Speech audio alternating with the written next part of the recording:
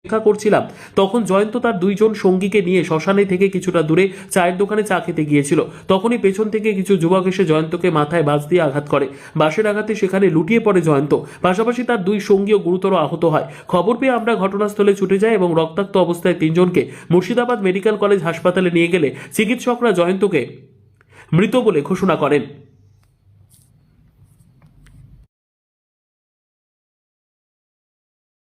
কোনো বডির লোক আসেনি বলে পিছনে যে দুজনা ছিল, কত নম্বর টম্বর আমি জানি না, তার মধ্যে আমাদের ভাগ্নে ছিল ওর পিছনে, তার পিছনে ওরা ছিল কুলে কুলে কি গ্রামটার নাম কল্লাবেরিয়া।